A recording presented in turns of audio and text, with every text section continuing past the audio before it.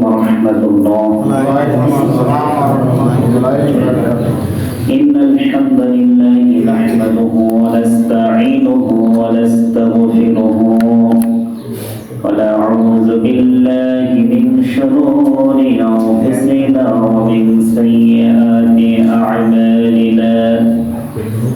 من يهد الله فلا مضل له ومن يضلل فلا هادي له.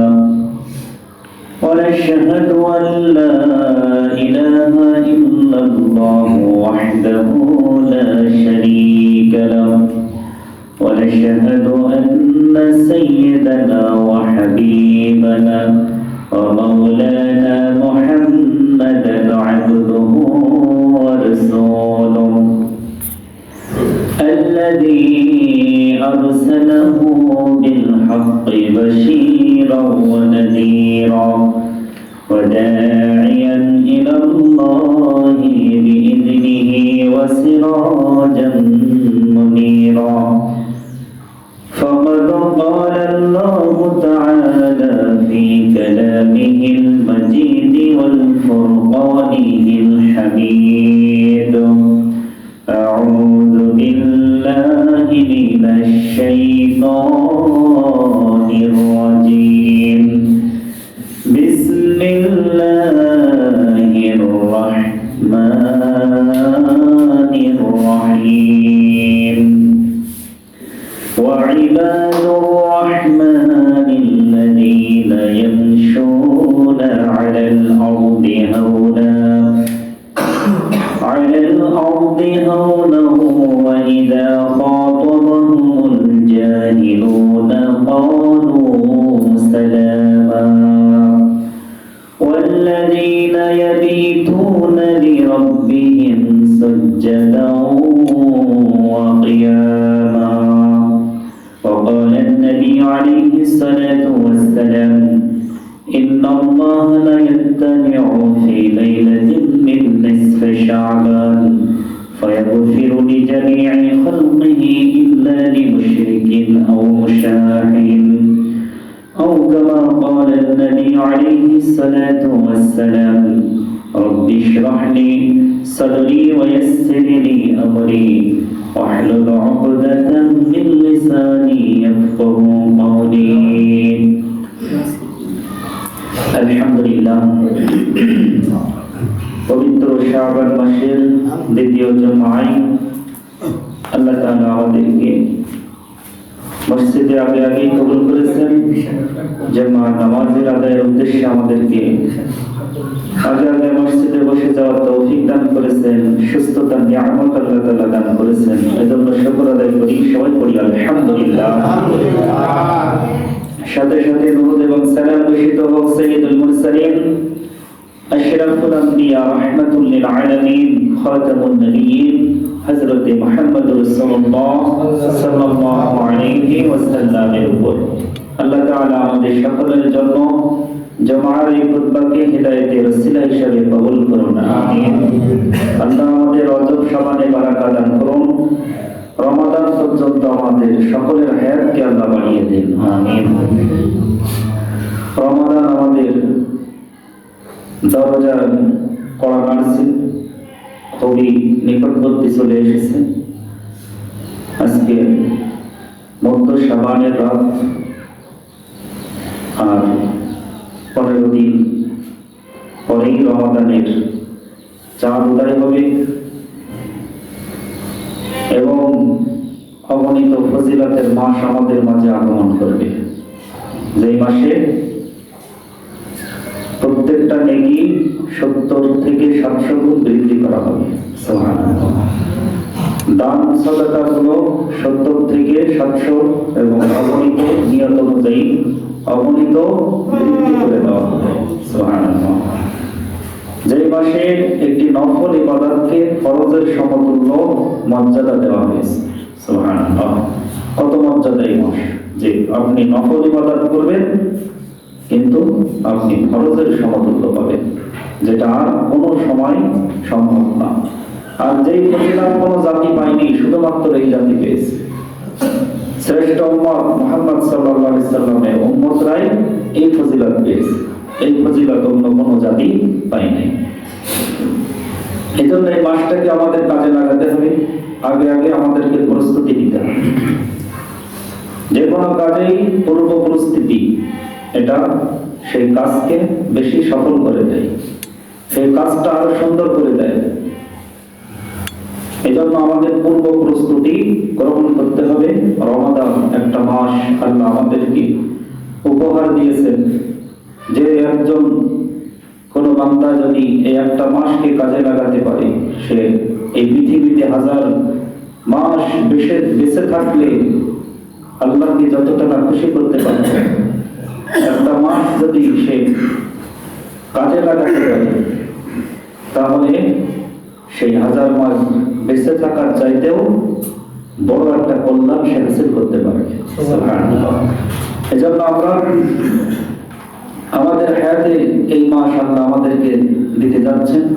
আমরা যদি গুরুত্ব দিই, আমরা যদি আমাদের সব কাজকে গুছিয়ে নিয়ে এই রমাদানকে কাজে লাগানোর উদ্দেশ্যে যদি একটু মনোনিবেশ করি, ইচ্ছা পোষণ করি, তাহলে আমরা আমাদের জীবনে যতটা না রমজান পেয়েছি তার চেয়ে বেশ সবচেয়ে শ্রেষ্ঠতম রমাদানে এটা পরিণত করতে পারি।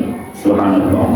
জীবনের সব রমাদানের চেয়ে যেন এই রমাদানটা বেশি কল্যাণময় হয়, বেশি ইবাদত করতে পারি, বেশি আল্লাহকে খুশি করতে পারি, বেশি বেশি জীবনের গুনাহগুলো যেন মোচন করতে পারি, এমন একটা নিয়ত নিয়ে আগ্রহ নিয়ে আমাদেরকে এই রমাদানে পদার্পণ করতে হবে। আল্লাহ আমাদের সকলকে তৌফিক দান করুন, আমিন। তো রমাদানে 3টা দশক আছে, রমাদানে 3টা দশক আছে, যেটাকে আমরা 3 ভাগে ভাগ করে নিয়েছি: রহমত, মাগফিরাত এবং নাজাত। প্রথম দশককে বলা হয়েছে রহমত, দ্বিতীয়টা মাগফিরাত, আর সর্বশেষ হলো নাজাত। এর মধ্যে তাহলে দামি কোনটা? দামি হলো রহমত। রহমতই হলো দামি, কারণ রহমত এমন, যেখানে রহমত থাকে সেখানে কোনো আযাব থাকে না। যেখানে রহমত থাকে সেখানে কোনো আযাবের চিহ্নই থাকে না। সুবহানাল্লাহ। এজন্য রহমত অর্জন করতে পারাটাই আপনি মাগফিরাত অর্জন করে ফেলবেন, সব আযাব থেকে নাজাতও পেয়ে যাবেন। সুবহানাল্লাহ। আর মাগফিরাত কি জিনিস? অপরাধের পর ক্ষমা পাওয়া, অপরাধ করার পর ক্ষমা পাওয়া, বা অপরাধের বিচার হওয়ার পরে বিচারের আওতায় যেয়ে ক্ষমা পাওয়া। আর নাজাত কি জিনিস? যে শাস্তি প্রাপ্ত হয়ে তারপরে যে মুক্তি পাওয়া। আর রহমত কোনো আযাব নেই, কোনো বিচার নেই, তার আগেই আল্লাহ রহমতের ছায়ার মধ্যে প্রবেশ করা। সুবহানাল্লাহ। এই রহমত প্রথম দশকে কেন দেওয়া হয়েছে? যারা আগে থেকে রহমতের বান্দা হয়ে যাবে তারা এই রহমতের বান্দা হয়ে যাবে। সুবহানাল্লাহ। আগে থেকে যারা রহমত প্রাপ্ত হয়ে রমাদানে প্রবেশ করবে তারা এই রহমত প্রাপ্ত হবে। আর যারা রহমত প্রাপ্ত হবেন তারা অটোমেটিক মাগফিরাত পেয়ে যাবেন, অটোমেটিক সব আযাব থেকে নাজাত পেয়ে যাবেন। সুবহানাল্লাহ। এজন্য রহমতের বান্দা হওয়াই সবচেয়ে বড় পাওয়া, বড় সফলতা অর্জন করা। এজন্য এই রমাদানে আমরা সবাই যেন রহমতের বান্দা হতে পারি। আল্লাহ আমাদের তৌফিক দান করুন, আমিন। আমি সূরা ফুরকান থেকে 64-65 নম্বর আয়াত তেলাওয়াত করেছি। মহান আল্লাহ তাআলা এখানে বলেন, ওয়া ইবাদুর রাহমানিল্লাযীনা ইয়ামশুনা আলাল আরদ। ইবাদুর রহমান, রহমানের বান্দা হলেন তারা যারা আগে থেকে বিনয়ী হয়ে যায়। তাদের প্রথম গুণ হলো তারা বিনয়ী হয়ে যাওয়া। সুবহানাল্লাহ।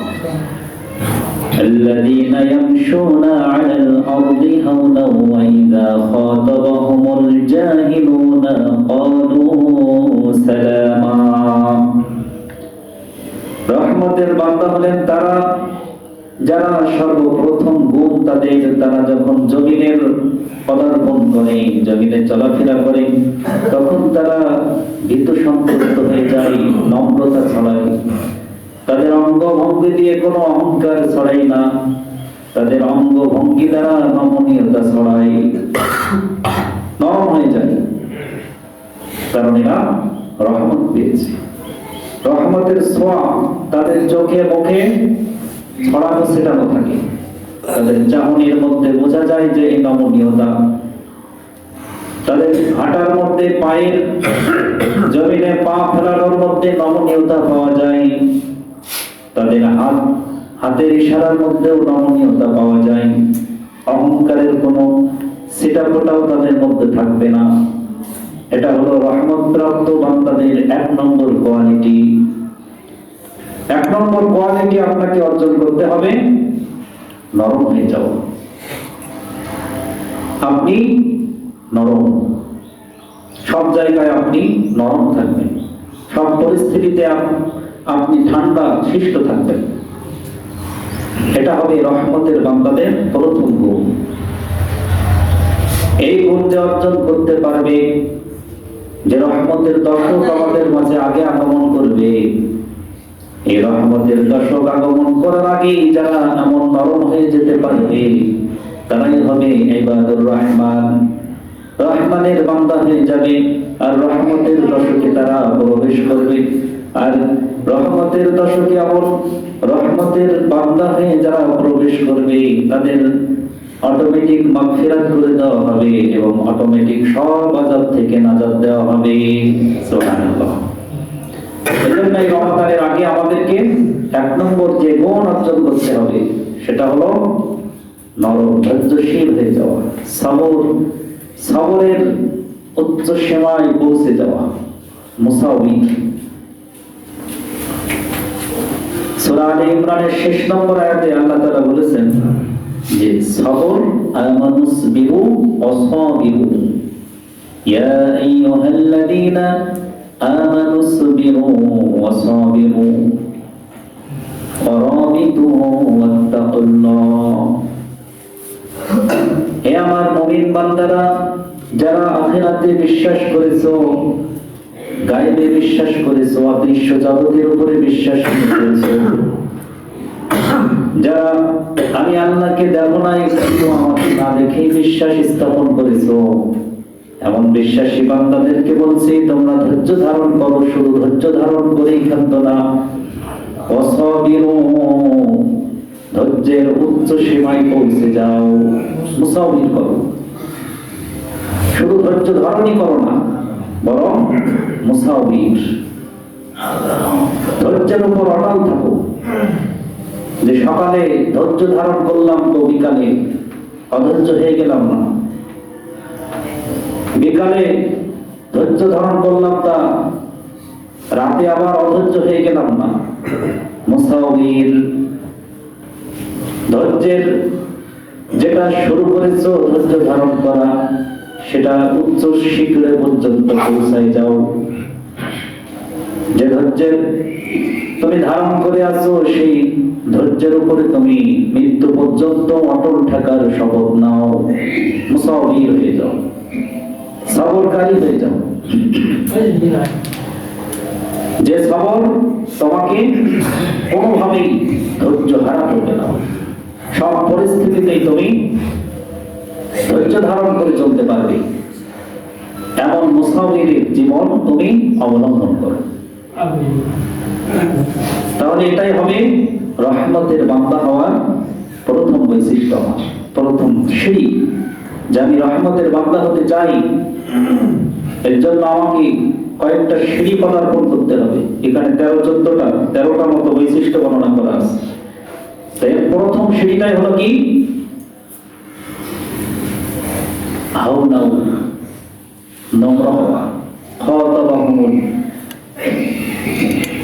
ইয়ামশুনা আলাল আরদ, জমিনের মধ্যে নম্রভাবে চলা, নমনীয়তা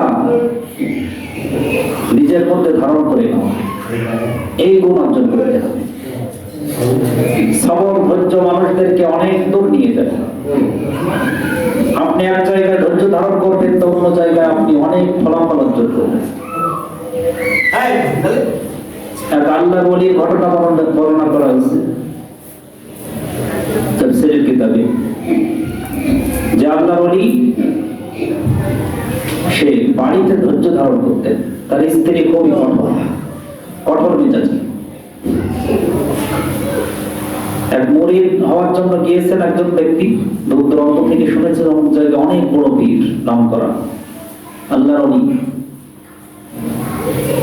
তিনি তার সাথে সাক্ষাতের জন্য সহবত নেওয়ার জন্য চলে আসলেন। বাড়িতে এসে বললেন যে অমুক পীর সাহেব কি আছেন? তো বাড়ির ভিতর থেকে যে আওয়াজ আসলো, মানে এমন বললো যে তাকে পীর বলছে। ও পীর কি আমি তো জানি না, কে বলেছে ও পীর, এরকম নানান কথা মহিলারা যেটা বলে। এই কথা শুনে ও আর কথা না বাড়িয়ে চুপ করে থাকি। ভাবলেন যে আমি শুনে আসলাম যে ইনি জগৎ বিখ্যাত একজন আল্লাহর ওলি, আর ওনার বাড়িতে এসে ওনার স্ত্রীর মুখে একই শুনছে, এটা কেমন? তিনি কিছু বললেন না, চুপ করে আসেন। পরে দেখলেন যে সেই আল্লাহর ওলি জঙ্গলের ভিতর থেকে আসছে। জঙ্গলের ভিতর থেকে এমন দৃশ্য নিয়ে আসছেন যে তিনি বাঘের পিঠে চড়ে এবং বিশাল বিষাক্ত একটা সাপকে চাবুক বানিয়ে তিনি কাঠের বোঝা এই বাঘের মাথায় তুলে তার পিছনে এই আল্লাহর ওলি উঠে আর একটা বিশাল সাপকে চাবুক বানিয়ে কন্ট্রোল করতে আসছে। যখন এর কাছে এসে দাঁড়ালেন, সালাম দিলেন, বললেন যে আমি আপনার সাথে সাক্ষাৎ করতে এসেছি, আপনি কি অমুক? তখন পরিচিত হয়েছে। তো বলছে আপনাকে দেখে মনে হচ্ছে যে হ্যাঁ ঠিক আছে, আমি যেটা শুনেছি সেটা ঠিক, কিন্তু আপনার বাড়ি এটা আপনার বাড়ি? তখন হ্যাঁ। এখানে আপনার কথা জিজ্ঞাসা করেছি, শুধু আপনার সন্ধান চেয়েছি, তাই আমাকে এত শোনালো যে আমার কান আটতে হলো।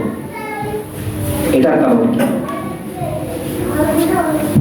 তখন আল্লাহর ওলি সংক্ষেপে তাকে বললেন যে আমি এই স্ত্রীকে আমি তালাক দিতে চাইলে দিতে পারতাম, এর চেয়েও আমি যাকে চাই শহরের এই রাজ্যের সবচেয়ে সুন্দরী নারী আমি পাইতে পারতাম, কিন্তু আমি সবর করি, মুসাউট করি।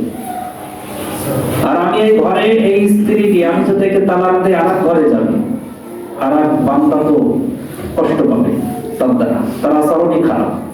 কিছু মানুষের কি সবসময় মেজাজ গরম, মানুষকে কষ্ট দেয় কথার দ্বারা, জন্মগত ভাবে, কোনো কারণ লাগে না, এমনি গরম হয়ে যায়। এরকম কি কিছু লোক থাকে। তো এই আল্লাহ বলে কি করে যে এই চিন্তা করে যে যদি আর ঘরে যায় তাহলে সেও তো, সেই ভাইও তো কষ্ট পাবে, তার চেয়ে আল্লাহ আমাকে দিয়েছেন, আমি সবর করি। আর আমি আমার এই ঘরে এই স্ত্রীকে ধৈর্য ধারণ করার কারণে আমি ঘরে শুধু ধৈর্য ধারণ করি না, মুসাওয়ির করি। তুমি অল্প সময়ের কথা শুনতে পারলে না, আর আমি বছরের পর বছর তাকে নিয়ে ঘর করি, সংসার করি।